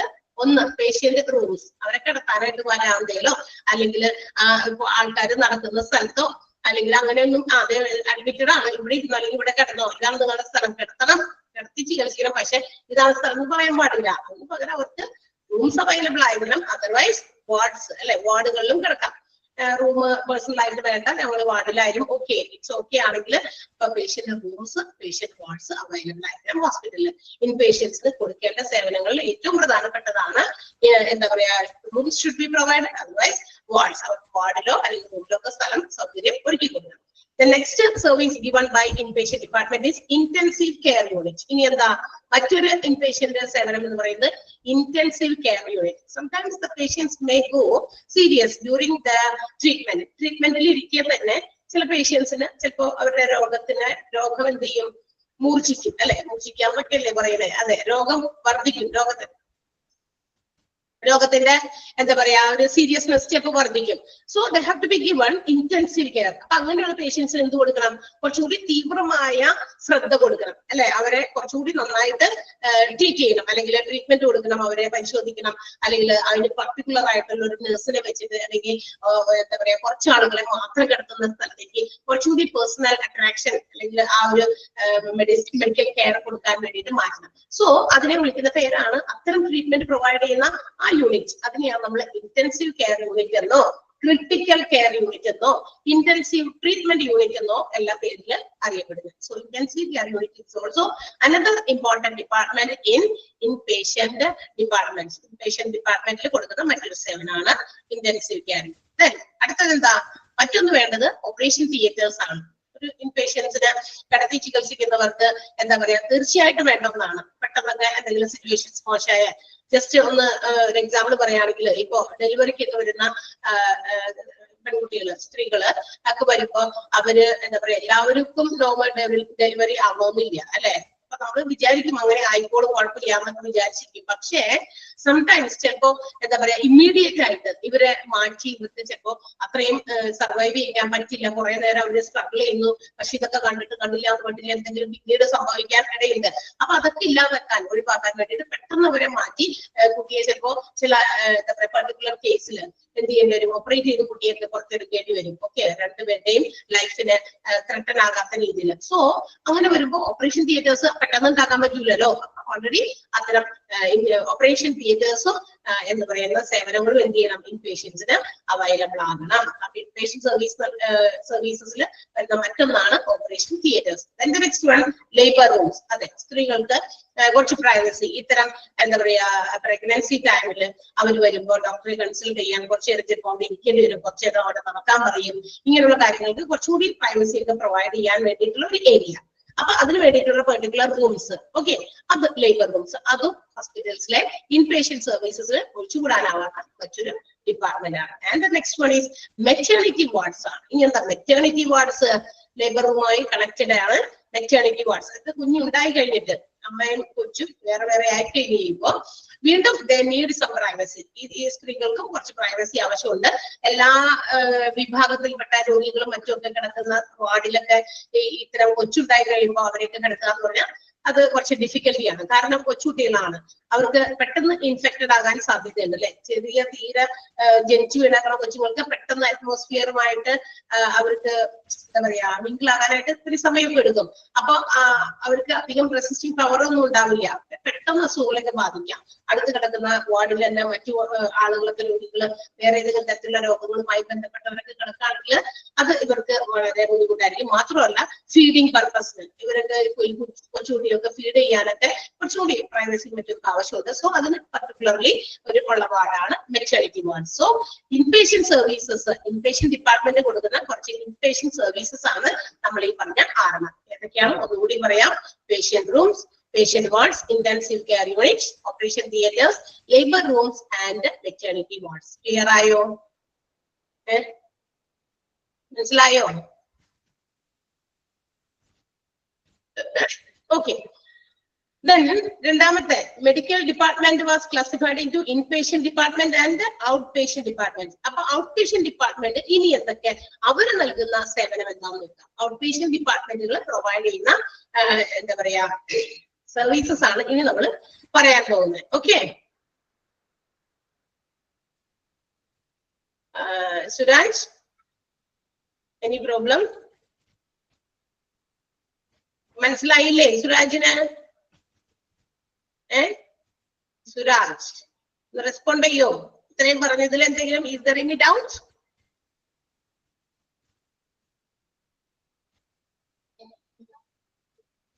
ഡൗട്ട് ഉണ്ടെന്നാണോ ഇല്ലാന്നാണോ? Okay, whatever it may be. എനിക്കിങ്ങനെ കുറെ റിയാക്ഷൻസ് മാറി മാറി വരാണ്ടപ്പോ എന്തെങ്കിലും ഡൗട്ട് ഉണ്ടോ എന്ന് എനിക്ക് സംശയം തോന്നി, അതുകൊണ്ടാണ് ചോദിച്ചത്. സോ ഔട്ട് പേഷ്യന്റ് സർവീസസ് എന്തൊക്കെയാണെന്ന് നോക്കാം. യെസ്, യൂഷ്വലി ഒരു ഹോസ്പിറ്റലിൽ പ്രൊവൈഡ് ചെയ്യുന്ന OPD വിഭാഗം പ്രൊവൈഡ് ചെയ്യുന്ന ചില സേവനങ്ങളാണ്. First one is casualty. എന്താണെന്ന് കേട്ടിട്ടുണ്ടല്ലോ? ഒരു ഹോസ്പിറ്റലില് കാഷ്വാലിറ്റി എന്ന് പറയുന്നത് കേൾക്കാത്തവരോ കാണാത്തവരോ ആരും ഉണ്ടാവില്ല അല്ലെ? ഉണ്ടാവുമല്ലോ. അതായത് നമ്മളൊരു ഹോസ്പിറ്റലിലേക്ക് എൻ്റർ ചെയ്യുന്ന സ്ഥലത്ത് ഏറ്റവും നമുക്ക് വിസിബിൾ ആകുന്ന ഒരു സ്ഥലത്ത് ഉണ്ടാകേണ്ട ഒരു ഡിപ്പാർട്ട്മെന്റ് ആണ് കാഷ്വാലിറ്റി. ഒരു ചില ഇപ്പോഴത്തെ ഹോസ്പിറ്റൽസ് ഒക്കെ ഭയങ്കര വലിയ മൾട്ടി സ്റ്റോറീഡ് ആയിട്ടുള്ള ബിൽഡിംഗ് ആയിട്ടാണ് പണിയുന്നത്. പിന്നെ ഒരുപാട് വൈഡ് ഏരിയയിലാണ് ഇത് പണിയുന്നത്. ഈ കാഷ്വാലിറ്റി ഒക്കെ ഏതെങ്കിലും മുക്കിൽ മൂലയും കൊണ്ടുവന്ന് വെച്ചേണ്ട കാര്യമില്ല. കാഷ്വാലിറ്റി എന്ന് പറയുന്ന ഡിപ്പാർട്ട്മെന്റ് എന്തിനു വേണ്ടിയിട്ടുള്ളതാണ്? എമർജൻസി ട്രീറ്റ്മെന്റിന് വരുന്നവർക്ക് വേണ്ടിയിട്ടുള്ളതാണ് അല്ലെ. എമർജൻസി, ലൈഫ് ത്രെട്ടനിങ്, എന്തോ ഭയങ്കര അപകടകരമായിട്ടുള്ള സിറ്റുവേഷനിൽ കൊണ്ടുവരുന്ന പേഷ്യൻസ് ആണ് എവിടേക്ക് കയറ്റേണ്ടത്, പ്രവേശിപ്പിക്കേണ്ടത് കാഷ്വാലിറ്റി ഓർ എമർജൻസി ഡിപ്പാർട്ട്മെന്റ് എന്നും അതിന് പേരുണ്ട്. കാരണം ചില ആക്സിഡന്റ് നിന്നും എന്താ പറയാ ആക്സിഡന്റ് സൈറ്റിൽ നിന്നും സ്പോട്ടിൽ നിന്നൊക്കെ കൊണ്ടുവരുന്നവര് പോയിസണസ് ആയിട്ടുള്ള എന്തെങ്കിലും ശരീരത്തിൽ എഫക്ട് ചെയ്തതുകൊണ്ട് പാമ്പ് കടിച്ചതോ അല്ലെങ്കിൽ പോയിസൺ ഉള്ളിൽ പോയതോ ഒക്കെയുള്ള ആൾക്കാർ അവരൊക്കെ നമുക്ക് പെട്ടെന്ന് എന്താ പറയാ അവരെ എന്താ പറയാ സ്റ്റേബിൾ ആക്കണം, ലൈഫിനെ സ്റ്റേബിൾ ആക്കണം. അപ്പൊ അങ്ങനെയുള്ളവരെയൊക്കെ പെട്ടെന്ന് കൊണ്ടുവരണം. അപ്പൊ എവിടെയെങ്കിലും കൊണ്ടുവച്ചിട്ട് കാര്യമില്ല. കാഷ്വാലിറ്റി ഏകദേശം എന്താ ഫ്രണ്ടേജ്, അതായത് ഹോസ്പിറ്റൽസിന്റെ ഏറ്റവും ഫ്രണ്ടിലായിരിക്കും നമ്മൾ കാഷ്വാലിറ്റി എമർജൻസി എന്ന് പറഞ്ഞ് ബിഗ് ലെറ്റേഴ്സിൽ എഴുതി വെച്ചിരിക്കുന്നത് കാണാം. കാരണം ഇവിടെ നമുക്ക് അധികം എന്താ പറയാ വേഗം ഓടിച്ചങ്ങോട്ട് കയറ്റാൻ പറ്റുന്ന ഒരു സ്ഥലമായിരിക്കും, അതാണ് അങ്ങനെ വെച്ചിരിക്കുന്നത്. അപ്പൊ കാഷ്വാലിറ്റി എന്ന് പറയുന്നത് ഇറ്റ്സ് ഇമ്പോർട്ടന്റ് ഡിപ്പാർട്ട്മെന്റ്. OP വിഭാഗം നൽകുന്ന ഒരു സേവനം കാഷ്വാലിറ്റി ആണ്. എമർജൻസി ഡിപ്പാർട്ട്മെന്റ് എന്നും അതിന്റെ പേരുണ്ട്. ലൈഫ് ത്രെട്ടനിങ് ഇൽനെസ് ട്രീറ്റ്മെന്റിന് വേണ്ടിയിട്ടാണ് ഇവിടെ ഹോസ്പിറ്റൽസ് ഇത്തരം വിഭാഗത്തിൽ എന്താ പറയാ പേഷ്യൻസിനെ കൊണ്ടുവരുന്നത്. മനസ്സിലായി? ഇവിടെ നിന്ന് ആദ്യം ഒന്ന് എടുത്ത് ആദ്യം കൊടുക്കേണ്ട ആ ഒരു ഫസ്റ്റ് എയ്ഡ്, ആദ്യത്തെ ആ ഒരു ചികിത്സയൊക്കെ കൊടുത്തതിന് ശേഷമായിരിക്കും പിന്നെ ആ പേഷ്യന്റിനെ വീണ്ടും അവിടെ അഡ്മിറ്റ് ചെയ്യണോ അല്ലെങ്കിൽ വേറെ ഏതെങ്കിലും ഡിപ്പാർട്ട്മെന്റിലേക്ക് ട്രാൻസ്ഫർ ചെയ്യണോ എന്നൊക്കെ തീരുമാനിക്കുന്നത് അവിടെ നിന്നായിരിക്കും കൊണ്ടുപോകുക. Okay, so it's called casualty department. അപ്പൊ അതിനുള്ളതാണ് casualty department. Then the next one is cardiology. ഇനി മറ്റൊരു service out patient department provide ചെയ്യുന്നതാണ് കാർഡിയോളജി ഡിപ്പാർട്ട്മെന്റ്. എന്താ cardiology? Cardiology is the department which deals with the heart problems. അതെ, നമ്മുടെ ഹൃദയ സംബന്ധമായിട്ടുള്ള പ്രശ്നങ്ങൾക്ക് പരിഹാരം നൽകുന്ന ഒരു ഡിപ്പാർട്ട്മെന്റ് ആണ്. അപ്പൊ ഹാർട്ടുമായിട്ട് റിലേറ്റ് ഇഷ്ടംപോലെ ഇന്നാണെങ്കിൽ ഏറ്റവും കൂടുതൽ നമ്മൾ കേൾക്കുന്ന രോഗങ്ങൾ ഹാർട്ട് ഡിസീസസ് ആണ് അല്ലെ. ഹാർട്ട് അറ്റാക്സും അല്ലെങ്കിൽ ബ്ലോക്സ് അല്ലെങ്കിൽ എന്താ പറയാ ഒരുപാടുണ്ട് അങ്ങനത്തെ ഹാർട്ട് സംബന്ധമായിട്ടുള്ള രോഗങ്ങൾ. അപ്പൊ ഇതിനൊക്കെ ഒരു പരിഹാരം ഏത് ഡിപ്പാർട്ട്മെന്റിലാണ്? കാർഡിയോളജി. കാർഡിയോ എന്ന് പറയുന്ന ഡിപ്പാർട്ട്മെന്റ് അതിന് വേണ്ടിയിട്ടുള്ളതാണ്. Then the next one is dermatology. Just ഒന്ന് നിങ്ങൾക്ക് മനസ്സിലാക്കാൻ വേണ്ടി കാഷ്വാലിറ്റി അത്യാഹിതം, അതാണല്ലേ മലയാളം അതിന്റെ അത്യാഹിത വിഭാഗം. യെസ്, അപ്പൊ കാഷ്വാലിറ്റി വേണമെങ്കിൽ അവിടെ ഒന്ന് എഴുതി വെച്ചോ എന്നാണ് പറഞ്ഞത്. നിങ്ങൾ ആ നോട്ടിന്റെ അടുത്ത് നിങ്ങൾക്ക് ആർക്കെങ്കിലും മനസ്സിലാകാനിട്ടല്ല മറന്നു പോകാൻ സാധ്യതയുള്ളവർ ഉണ്ടെന്നുണ്ടെങ്കിൽ ഒന്ന് ജസ്റ്റ് ഒന്ന് ഒരു ഒറ്റ ഫ്രേസിൽ എഴുതി വെച്ചാൽ മതി. വലിയ നീണ്ടത്തിലെ അക്ഷരത്തിലും വാക്കിലൊന്നും എഴുതണ്ട, സെന്റൻസ് ഒന്നും എഴുതണ്ട. കാഷ്വാലിറ്റി അത്യാഹിത വിഭാഗം. എമർജൻസി എന്ന് വെച്ചാൽ ആക്സിഡന്റ്, പോയിസൺ, വിഷം തീണ്ടിയിട്ട് അല്ലെങ്കിൽ എന്താണ് നമ്മള് ഹാർട്ട് അറ്റാക്സ്, അതൊക്കെ പെട്ടെന്ന് വരുമ്പോ ഹാർട്ട് അറ്റാക്ക് ആയിട്ട് കുഴഞ്ഞു വീണ ആൾക്കാരൊക്കെ പെട്ടെന്ന് കൊണ്ടുവരേണ്ടത് ഈ ഡിപ്പാർട്ട്മെന്റിലാണ്. അല്ലാണ്ട് നേരെ ഹാർട്ട് കുഴഞ്ഞു വീണ ആളെ വേഗം കൊണ്ടുപോയി കാർഡിയോളജിയിലേക്ക് എല്ലാം കയറ്റുക. ഇവിടെ കാഷ്വാലിറ്റിയിലാണ് ആദ്യം പ്രവേശിപ്പിക്കുക. അവിടെ ഒരു ട്രീറ്റ്മെന്റ് ഉണ്ട്. അവിടെ അതിനുള്ള ഇൻസ്ട്രുമെന്റ്സ് എക്യുപ്മെന്റ്സ് ഒക്കെ ഉണ്ടാകും. അപ്പൊ അത് വെച്ചിട്ട് ആദ്യം ട്രീറ്റ്മെന്റ് ചെയ്യുന്നു. അതിനുശേഷം ആളെ ഒന്ന് സ്റ്റേബിൾ, ആളെ ഒന്ന് ലൈഫിലേക്ക് തിരിച്ചു കൊണ്ടുവന്നതിന് ശേഷം ആണ് എന്ത് ചെയ്യുന്നത് മറ്റു ഡിപ്പാർട്ട്മെന്റിലേക്ക് ഫർദർ ട്രീറ്റ്മെന്റിന് വേണ്ടി അയക്കാം. കാർഡിയോളജി ഹാർട്ട് റിലേറ്റഡ് പ്രോബ്ലംസ് അങ്ങനെ എഴുതിയാൽ മതി. ഹൃദയ സംബന്ധമായ രോഗങ്ങൾ കാർഡിയോളജി. ഡെർമറ്റോളജി എഴുതുന്നവരുണ്ടെങ്കിൽ അതൊന്ന് എഴുതാൻ വേണ്ടിയാണ് ഞാൻ ഒന്നുകൂടി റിപ്പീറ്റ് ചെയ്ത് മോളിന്ന് വന്നത് കേട്ടോ. ഡെർമറ്റോളജി എന്തിനായിരിക്കാം? Yes, it is the problems related to our skin.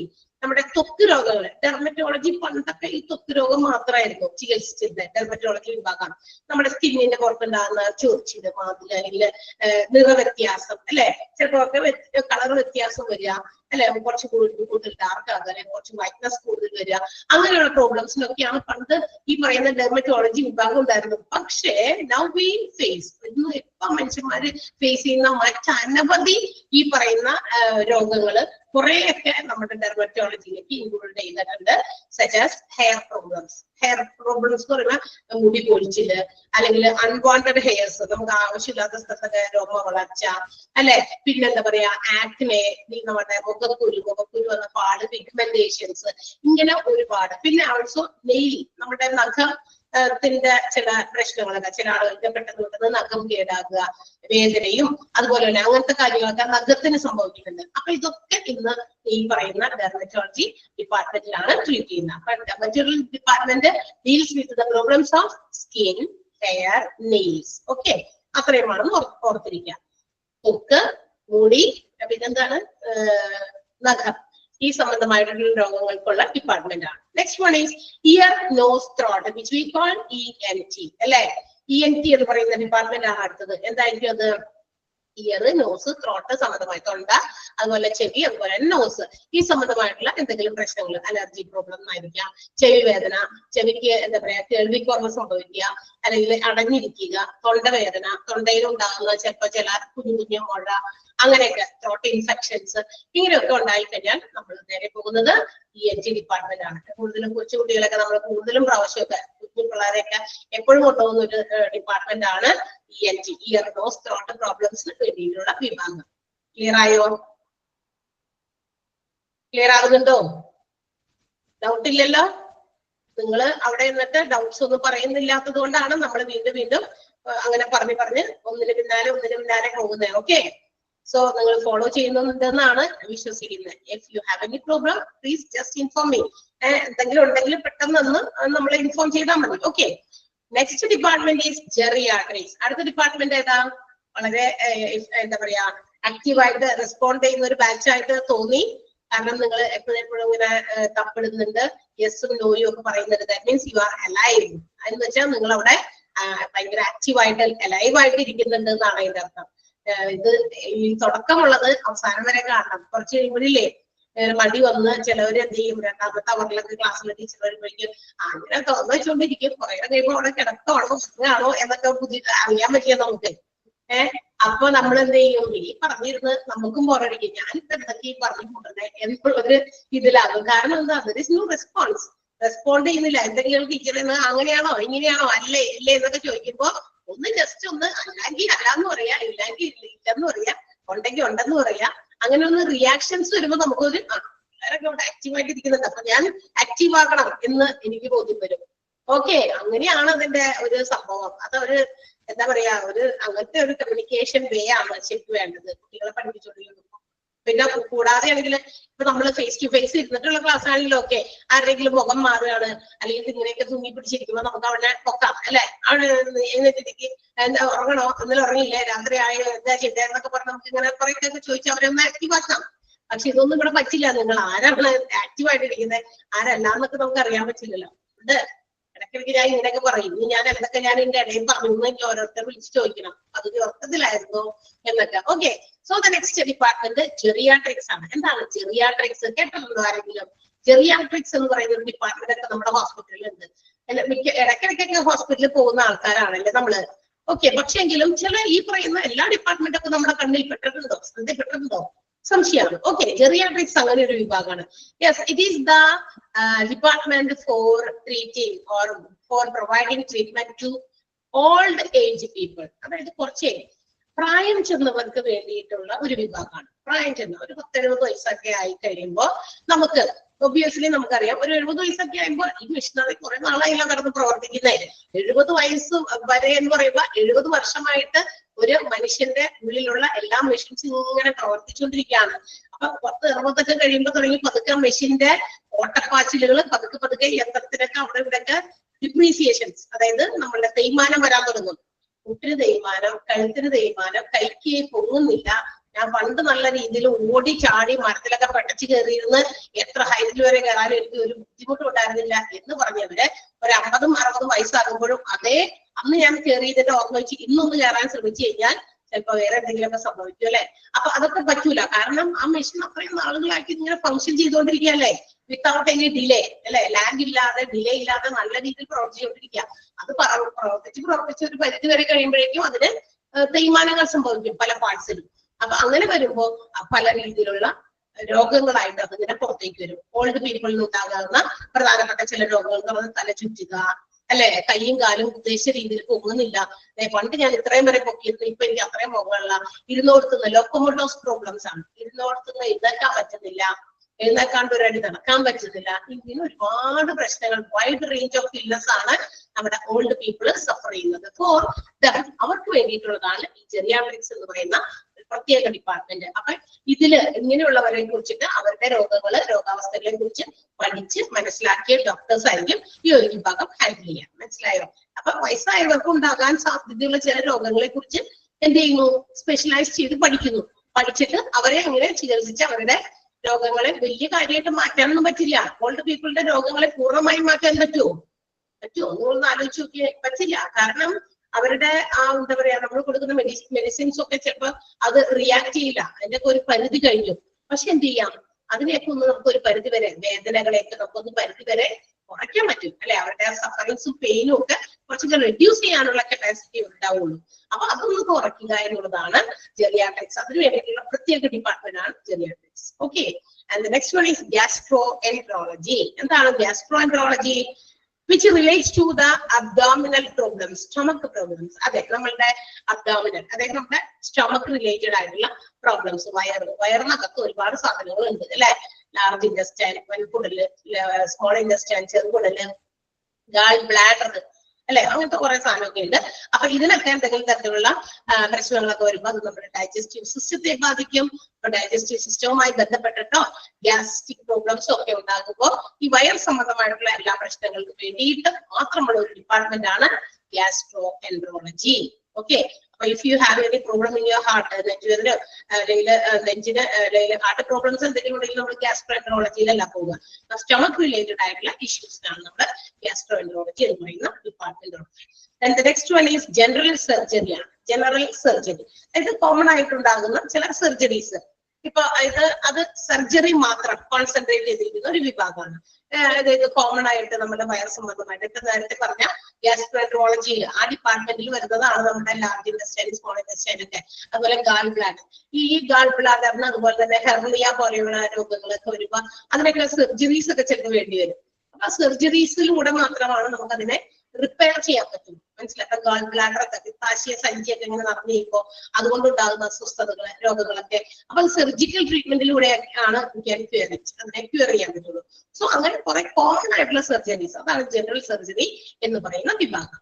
Next one is haematology. എന്തായിരിക്കും ഹെമറ്റോളജി ഡിപ്പാർട്ട്മെന്റ്? ഒറ്റ സെന്റൻസിൽ ഒരു വേർഡിൽ എഴുതിയാൽ മതി, ഒതുക്കിയാൽ മതി. Geriatrics, old people, old age people. Okay, yes. General haematology എന്ന് പറയുന്നത് it's the department for treating blood cells അല്ലെ. നമ്മുടെ ബ്ലഡ് റിലേറ്റഡ് ആയിട്ടുള്ള issues, blood cells, WBC, RBC, ഇതിനൊക്കെ. ഇത് നമ്മുടെ രക്തകോശങ്ങൾ, രക്തവുമായിട്ട് ബന്ധപ്പെട്ടിട്ടുള്ള കാര്യങ്ങൾക്ക് എന്തെങ്കിലും പ്രശ്നങ്ങൾ വരുമ്പോൾ എന്താ പറയാ, രക്തത്തില് എന്താ പറയാ കൗണ്ട് കുറയുക, അതുപോലെ തന്നെ WBC കുറയുക, കൂടുക എന്നൊക്കെ പറഞ്ഞ് നമ്മൾ കേട്ടിട്ടുണ്ട് അല്ലെ. അപ്പൊ അങ്ങനെയുള്ള ഇഷ്യൂസ് ഒക്കെ ഉണ്ടാകുമ്പോൾ അതിന് വേണ്ടിയിട്ടുള്ള പർട്ടിക്കുലർ ഡിപ്പാർട്ട്മെന്റ് ആണ് ഏത്? ഹെമറ്റോളജി എന്ന് പറയുന്ന ഡിപ്പാർട്ട്മെന്റ്. Okay, yes. അപ്പൊ ഹെമറ്റോളജി ഡിപ്പാർട്ട്മെന്റ് ക്ലിയർ ആയോ? ബ്ലഡ് റിലേറ്റഡ് ആയിട്ടുള്ള പ്രോബ്ലംസ് അങ്ങനെ എഴുതിയാൽ മതി. ബ്ലഡ് സെൽസിന് വേണ്ടിയിട്ടുള്ള ഒരു ഡിപ്പാർട്ട്മെന്റ് ആണ്. പ്ലേറ്റ്ലെറ്റ്സ്, അതുപോലെ തന്നെ ഇതിനൊക്കെ ഇത് നമുക്ക് പഠിക്കാനുണ്ട്, കുറച്ചുകൂടി ഡീറ്റെയിൽ ആയിട്ട് പഠിക്കാനുണ്ട്. അതൊക്കെ നമ്മൾ ഡീറ്റെയിൽ ആയിട്ട് തന്നെ പറയും. Okay, then obstetrics. എന്താണ് ഒബ്സ്റ്റട്രിക്സ് എന്ന് പറയുന്ന ഡിപ്പാർട്ട്മെന്റ്? ഇത് കേട്ടിട്ടുണ്ടോ? Yes, the treatment four mother and child after delivery അല്ലെ. അതായത് സ്ത്രീകൾക്ക്. അപ്പൊ let me ask, is gynaecology department and obstetric department same? രണ്ടും ഒന്നാണോ? ഗൈനക്കോളജിയും ഒബ്സ്റ്റട്രിക്സും ഒന്നാണോ? ഒരേ ഡിപ്പാർട്ട്മെന്റ് ആണോ? സംശയം ചോദിച്ചതാണ് ഞാൻ. അല്ല, തീർച്ചയായിട്ടും അല്ല. ഗൈനക്കോളജി ഡിപ്പാർട്ട്മെന്റ് ഇവിടെ എഴുതിയിട്ടില്ല, പക്ഷെ നമുക്ക് പഠിക്കാനുള്ളതുണ്ട് കേട്ടോ. ഇതിനകത്ത് ഈ ഒരു ഔട്ട് പേഷ്യന്റ് സർവീസസിന്റെ ആ ഒരു ബോക്സിനകത്ത് ബുള്ളറ്റ് ഇട്ട് എഴുതിയിട്ടില്ല എന്ന് മാത്രമേ ഉള്ളൂ. നമുക്ക് പഠിക്കാൻ ഡീറ്റെയിൽ ആയിട്ട് പഠിക്കാനുള്ളതുണ്ട്. ഗൈനക്കോളജി ഡിപ്പാർട്ട്മെന്റ് എന്ന് പറയുമ്പോൾ ഫീമെയിലിന്റെ റീപ്രൊഡക്റ്റീവ് സിസ്റ്റത്തിനെ ബാധിക്കുന്ന എന്ത് രോഗങ്ങൾക്കും ചികിത്സ കൊടുക്കുന്ന ഡിപ്പാർട്ട്മെന്റാണ്. സ്ത്രീകൾക്ക് അവരുടെ പ്രത്യുൽപാദന അവയവങ്ങളുമായിട്ട് ബന്ധപ്പെട്ട് പ്രത്യുൽപാദന സിസ്റ്റത്തെ എന്താ പറയാ തടസ്സപ്പെടുത്തുന്നതോ മറ്റൊക്കെ ഉണ്ടാകുന്ന ഇഷ്യൂസ്. അതായത് ഒരു ഇപ്പോഴത്തെ ചെറിയ 10-11 വയസ്സായ കുട്ടികൾക്ക് തുടങ്ങി നമുക്കറിയാം മെൻസ്ട്രുവേഷൻ പീരീഡ് ഒക്കെ തുടങ്ങും, പീരീഡ്സ് ഒക്കെ തുടങ്ങും. അവിടെ നിന്ന് തുടങ്ങി ആ പീരീഡിൽ തുടങ്ങി പല പ്രശ്നങ്ങളും പെൺകുട്ടികളും ഫേസ് ചെയ്യുന്നുണ്ട്. അവരെയൊക്കെ ചികിത്സിക്കുന്ന ഒരു ഡിപ്പാർട്ട്മെന്റ് ആണ്. അവരെ കൂടി നമുക്ക് ചികിത്സിക്കാൻ പറ്റും. എന്ന് വെച്ചാൽ അതൊക്കെ അവരുടെ റീപ്രൊഡക്ഷനെ ബാധിക്കുന്ന കാര്യമാണ് അല്ലെ. കുറെ കഴിയുമ്പോൾ നമ്മൾ അതൊന്നും കണ്ടില്ല എന്ന് വെച്ചു, പീരീഡ്സ് റെഗുലർ ആയിട്ട് വരാതിരിക്കുക. അപ്പൊ ഇറഗുലർ ആയിട്ടുള്ള പീരീഡ്സും മറ്റു കാര്യങ്ങളൊക്കെ വരുമ്പോൾ നമ്മളത് ചെറുതിലെ തന്നെ കുട്ടികൾക്ക് അത് നമ്മൾ മൈൻഡ് ചെയ്യാതെ ശ്രദ്ധിക്കാതെ കൊടുത്തു കഴിഞ്ഞാൽ എന്ത് വെച്ചു കുറച്ച് അധികം ബ്ലീഡിങ് വരിക. അങ്ങനെയൊക്കെ വരുമ്പോൾ നമ്മൾ അത് നോക്കണം, ശ്രദ്ധിക്കണം. അത് അങ്ങനെ എല്ലാ മന്തിലും അത് അങ്ങനെയാണ് വരുന്നത്, ഇറഗുലാരിറ്റി ഫീൽ ചെയ്യുന്നുണ്ടോ എന്നൊക്കെ നോക്കിയിട്ട് അതിന് വേണ്ട ചികിത്സ ആ ഒരു എന്താ പറയാ ഇനീഷ്യൽ സ്റ്റേജിൽ തന്നെ പ്രൊവൈഡ് ചെയ്യണം. അതർവൈസ് നമ്മൾ അതിനെ കണ്ടില്ല എന്ന് വെച്ചോ അല്ലെങ്കിൽ അത് ഇഗ്നോർ ചെയ്ത് കഴിഞ്ഞാൽ അത് പിന്നീട് കുറെ കഴിയുമ്പോൾ കുട്ടിയൊക്കെ വലുതായി ആഫ്റ്റർ മാരേജ് ഒക്കെ റിപ്രൊഡക്റ്റീവ് സിസ്റ്റത്തെയൊക്കെ അത് ചിലപ്പോൾ അത് ബാധിച്ചേക്കാം. അന്ന് നമ്മളത് കാണാതിരുന്നത് കൊണ്ട് അല്ലെങ്കിൽ ഇഗ്നോർ ചെയ്യുന്നത് കൊണ്ട്. അപ്പൊ എന്താ പറയാ, കുട്ടികൾ ഇല്ലാതിരിക്കുന്നു അല്ലെങ്കിൽ കുട്ടികൾ ഉണ്ടാകാൻ വൈകുന്നു, ഇങ്ങനെയൊക്കെയുള്ള പ്രശ്നങ്ങളൊക്കെ ചിലപ്പോൾ ഫേസ് ചെയ്യേണ്ടി വരും. അപ്പൊ അതിന് ആ റിപ്രൊഡക്റ്റീവ് സിസ്റ്റത്തിന് മൊത്തത്തിലുള്ള ഒരു ഡിപ്പാർട്ട്മെന്റ് ആണ് നമ്മുടെ ഗൈനക്കോളജി. പക്ഷേ കമ്പയർഡ് ടു ഒബ്സ്റ്റെട്രിക്സ് എന്ന് പറയുമ്പോൾ അതുമായിട്ട് ഒത്തിരി വ്യത്യാസമുണ്ട്. ആഫ്റ്റർ നമ്മുടെ ഡെലിവറി, അതായത് അമ്മ കുട്ടി ആയിട്ട് വേർതിരിഞ്ഞ് കഴിഞ്ഞ് കഴിയുമ്പോൾ മദറിനും ചൈൽഡിനും വേണ്ട ചികിത്സകൾ. ഓക്കെ, ഇന്ന് പണ്ടൊക്കെ ഇതൊക്കെ ആരാ ചെയ്തിരുന്നത്? ഈ ഒബ്സ്റ്റെട്രിക്സ് എന്ന് പറയുന്ന വിഭാഗമൊക്കെ ഈ അടുത്ത കാലഘട്ടങ്ങളിലാണ് ഇത്രയും അധികം കോമൺ ആയത്, അല്ലെ? ഇത്ര ഫെമിലിയർ ആയതും. പണ്ടൊക്കെ ഇത് ആരാ ചെയ്തിരുന്നതെന്ന് അറിയാമോ? ഈ പറയുന്ന ട്രീറ്റ്മെന്റ് ആരാ കൊടുത്തിരുന്നത്? ആര് കൊടുത്തിരുന്നു? സൗണ്ട് ഒന്ന് മ്യൂട്ട് ചെയ്യാൻ, അല്ല അൺമ്യൂട്ട് ചെയ്യാണേ. ടൈം തീരാറായി ഏകദേശം. ഇനി നമുക്ക് അതിന്റെ ബാക്കി പറയാൻ ചിലപ്പോൾ സമയം തീരുന്നില്ല. ആരാ ചെയ്തിരുന്നേ? മനസ്സേ ഉറങ്ങാണെന്ന് തോന്നുന്നത് എല്ലാവരും. ഈ മദർ ചൈൽഡ് കെയറിംഗ് ഒക്കെ പണ്ട് ആരാ ചെയ്തിരുന്നേന്ന് ഒന്ന് പറയേ. ഞാൻ സൗണ്ട് അൺമ്യൂട്ട് ചെയ്തു. ആരെങ്കിലും ഒന്ന് പറയോ? ആര് പറയേ? ആരാ പറയാൻ പോണ്ട്? ഞാൻ പറയാം. യെസ്, പണ്ടൊക്കെ ഈ പറയുന്ന പോലെ നമ്മുടെ വീടുകളില് നമ്മൾ എന്ത് ചെയ്യും? ഒരു ഹോം നേഴ്സ്, അതിനെ നമ്മളിപ്പോ പേരിട്ട് വിളിച്ചു ഹോം നേഴ്സ് എന്നൊക്കെ. പണ്ടൊക്കെ അതിന് വേറെ പേരൊക്കെയായിരുന്നു. ഓക്കെ, അപ്പൊ ഒന്നില്ലെങ്കിൽ നമ്മളുടെ തന്നെ വീടുകളിലെ നമ്മളുടെ എന്താ പറയാ ഗ്രാൻഡ് പാരന്റ്സ്, നമ്മളുടെയൊക്കെ കൊച്ചുകുട്ടികളെയൊക്കെ അങ്ങനെ നോക്കിയിട്ട് നമ്മുടെ ഗ്രാൻഡ് പാരന്റ്സ് എന്ന് വെച്ചിട്ടുണ്ടെങ്കിൽ അതന്നെ എന്താണ് ഓക്കെ. അപ്പൊ നമ്മുടെ ഗ്രാൻഡ് പാരന്റ്സ് എന്ന് പറയുന്നത് നമ്മളുടെ അപ്പൂപ്പനോ അപ്പൂപ്പനല്ല അമ്മൂമ്മയോ അല്ലെങ്കിൽ അച്ഛന്റെ അമ്മയോ അല്ലെങ്കിൽ അമ്മയുടെ അമ്മയോ ഒക്കെയാണ് എന്ത് ചെയ്യുന്നു, ആ കുട്ടീനെ അമ്മേനെ ഒക്കെ നോക്കാൻ കുളിപ്പിക്കുന്നത് മുതല് കൊച്ചിനെ കുളിപ്പിക്കുന്നത്, അമ്മയെ കുളിപ്പിക്കുന്നത്, അവർക്ക് ഫുഡ് കൊടുക്കുക, അങ്ങനത്തെ കുറെ കെയറിങ് കൊടുക്കണം, കുറെ മരുന്നും അതൊക്കെ കൊടുക്കാനല്ലോ. അപ്പൊ അതൊക്കെ കൃത്യമായിട്ട് ഹാൻഡിൽ ചെയ്യാനായിട്ട് അന്നത്തെ കാലത്ത് അങ്ങനെയുള്ളവർ നമ്മുടെ വീട്ടിൽ നമ്മൾ അപ്പോയിന്റ് ചെയ്യുമായിരുന്നു, അല്ലെ? പക്ഷെ പിന്നീട് അതല്ലാതെ നമ്മൾ പുറത്തുനിന്ന് അങ്ങനെയുള്ള ഗ്രാൻഡ് പാരന്റ്സ് ഒന്നും അവര് ഹെൽപ്പ് ചെയ്യും. അവരുടെ ആരോഗ്യം മോശമുള്ളവരാണെങ്കിൽ അപ്പൊ അവർക്ക് പറ്റില്ല, പുറത്തുനിന്ന് നമ്മൾ ആളെ നിർത്തിയിട്ട് ചെയ്യിപ്പിക്കായിരുന്നു. പക്ഷെ ഇന്ന് ഇതിനു വേണ്ടി ഒരു വിഭാഗം തന്നെയുണ്ട്. നമ്മൾ ഒരു കൊച്ചും അമ്മയെ ഇങ്ങനെ വേർതിരിഞ്ഞ് കഴിയുമ്പോൾ ഈ ഒരു ഡിപ്പാർട്ട്മെന്റിലേക്ക് നേരെ അങ്ങോട്ടേക്ക് മാറ്റാം. എന്തിനാ? കുറച്ചുകൂടി നമുക്കറിയാം, ഈ പ്രസവത്തോടൊക്കെ കഴിഞ്ഞ് കഴിയുമ്പോൾ നമ്മൾ അത് ഫിമെയിൽസിന്, സ്ത്രീകൾക്ക് അവരുടെ ഫിസിക്കൽ അപ്പിയറൻസിലൊക്കെ ഒരുപാട് മാറ്റം വരും, അല്ലെ? പ്രസവം കഴിഞ്ഞ് കഴിയുമ്പോൾ നമുക്കറിയാം കുറച്ച് വയറൊക്കെ വരും, കുറച്ച് നിറമൊക്കെ പോകും. അപ്പൊ അതൊക്കെ ഒന്ന് മെയിൻറ്റെയിൻ ചെയ്ത് നല്ല സുന്ദരികളായിട്ടൊക്കെ അമ്മേനെ കുഞ്ഞിനെ പുറത്ത് നല്ല രീതിയിൽ ഇതാക്കാൻ വേണ്ടിയിട്ടൊക്കെ ഉള്ള ഒരു ഡിപ്പാർട്ട്മെന്റ് ആണ്. ഇന്ന് ആളുകൾ അതിന് വേണ്ടിയിട്ട് കുറച്ച് ആദ്യമേ തന്നെ അതൊക്കെ നേരത്തെ കൂടി പ്ലാൻ ചെയ്യും. കാരണം നമ്മളുടെ ആ ഒരു ഫിസിക്കൽ അപ്പിയറൻസ് എന്താകാൻ പാടില്ല, അതിന് ഒരു എന്താ പറയാ ഒരു കോട്ടം ഉണ്ടാകാൻ പാടില്ല എന്ന് വിചാരിച്ചിട്ടാണ് ആ ഒരു ട്രീറ്റ്മെന്റ് കൂടി ഇന്ന് പ്രൊവൈഡ് ചെയ്യുന്ന രീതിയിൽ ഹോസ്പിറ്റൽസ് അഡ്വാൻസ്ഡ് ആയിട്ട് മാറിക്കഴിഞ്ഞു. ഓക്കെ, സോ ഒബ്സ്റ്റെട്രിക്സ് വിഭാഗം എന്ന് പറയുന്നത് മദർ ചൈൽഡ് കെയറിംഗിന് വേണ്ടിയിട്ടുള്ള ഡിപ്പാർട്ട്മെന്റ് ആണ്. ക്ലിയർ ആയോ? ഗൈനക്കോളജിയും രണ്ടും ഒന്നല്ല എന്ന് ജസ്റ്റ് ഒന്ന് മനസ്സിലാക്കുക. അത് ചിലരങ്ങനെ രണ്ടും തമ്മിൽ എന്താ പറയാ ഒന്നാണെന്ന് ചിലപ്പോ മിസ്അണ്ടർസ്റ്റാൻഡ് ചെയ്യാറുണ്ട്. സോ അതുകൊണ്ടാണ് ഞാൻ അതെല്ലാം എന്ന് പറഞ്ഞത്. അതിന്റെ ബാക്കി ഭാഗം നമ്മൾ അടുത്ത ദിവസം വീണ്ടും കണ്ടിന്യൂ ചെയ്യും. So see you. Thank you. അടുത്ത ദിവസം കാണാം കേട്ടോ. Thank you ma'am.